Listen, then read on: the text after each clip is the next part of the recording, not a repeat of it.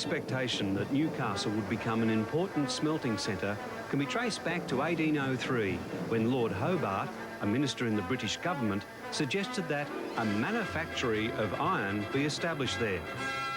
By the 1890s, the rich Broken Hill mining district of New South Wales faced a crisis as a result of falling world metal prices. To survive, its mines would have to reduce costs and find a profitable means of treating their vast reserves of sulphide ores.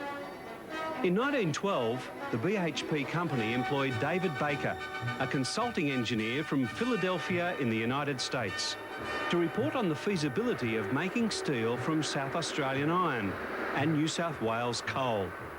Baker's report, which led to the opening of the company's Port Waratah works in 1915, made the astonishing prediction that you can assemble at Newcastle the iron ore, coke and limestone for pig iron production at a lower cost per unit of iron produced that is possible for the United States Steel Corporation, the largest and cheapest producer in its country.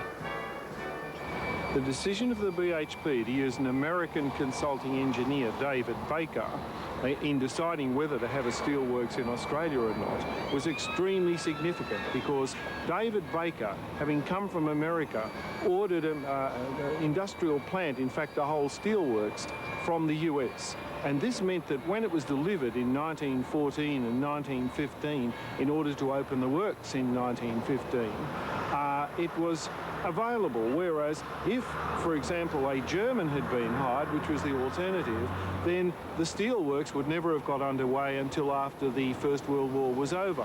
So it was a very, very sensible and fortunate decision that David Baker was American, because this meant that the works could open at the best possible time, just when people were blowing each other up all over the world, creating a huge market for steel. During the Second World War, Newcastle steel was used in the manufacture of a huge range of military items, from shells to ships. And the overall effect of the war was to greatly stimulate metals manufacture in the city. This was important for the war effort, but it also created a base for post-war industrial expansion. In its first 1.5 centuries, Newcastle progressed from a tiny prison camp to be the industrial capital of Australia. Blessed with abundant reserves of coal and a seaboard location, it played a vital role in Australian economic development and made an important contribution to growth in the Pacific region. The odds of surviving a world war are pretty slim. Our next Novocastrian survived two, one as a prisoner of war on the infamous Thai-Burma Railway of Death.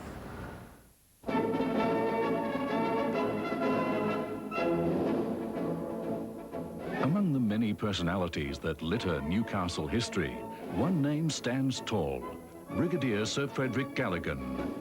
Born in Jesmond in 1897, his family later moved to Carrington. While attending high school at Cook's Hill, he joined the cadets and showed a flair for leadership. After school, the future general began his working life as a telegram boy at the Newcastle Post Office. By the end of 1916, Frederick was in the thick of battle on European soil. Upon his return to Australia, he resumed his job with the Post Office in Newcastle. On the 4th of September 1939, he again enlisted in the AIF.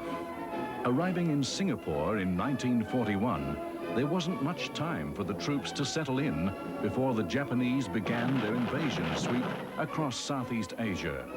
With the British troops in full retreat, the Australian troops under the command of Blackjack Galligan stood their ground and inflicted the first heavy losses the Japanese suffered in the Malaya campaign. The heroism and sacrifice made by those men is now legendary. Sharing the trials and tribulations, Blackjack's qualities as a natural leader of men shone through.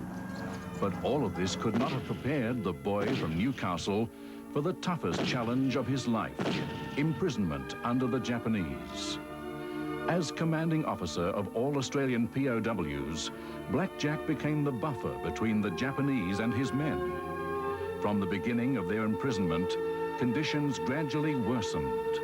The toll started to mount as the Japanese forced the POWs to work on the infamous Thai-Burma Railway of Death. A third of all Australian prisoners died while in captivity. In 1948, he commanded the Australian military mission in Berlin at the beginning of the Cold War. Yes, here we are standing outside a humble drill hall in Newcastle West, just the sort of place that Callaghan would have visited many times in his career. And it's unknown. I mean, it's hard even to find. And that's like Callaghan's own story. He was an outstanding soldier. He obviously had great skills as a diplomat because he, in the end, led that mission to the United Nations. And yet he came out of a background that really would be hard to reproduce in terms of its difficulty. He was of West Indian descent. His skin was certainly coloured. He was known as Black Jack. He was discriminated against, I believe, in the First World War, and yet in the end triumphed over all these difficulties, and it would seem also retained his sense of balance, a really triumphant Novocastrian. Brigadier Sir Frederick Callaghan died in 1971.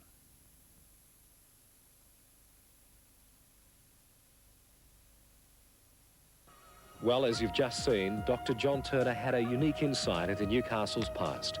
But what about the next 200 years?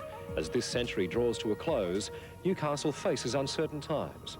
However, history can tell us a lot about the future, and John had encouraging words about our region's fortunes.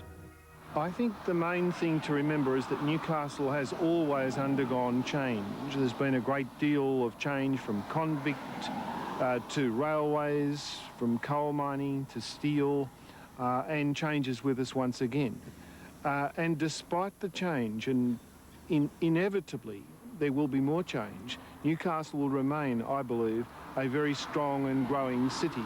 Not only because Australians want to live in a location like this, but because there is a community spirit here that is far too strong to be beaten by economic change.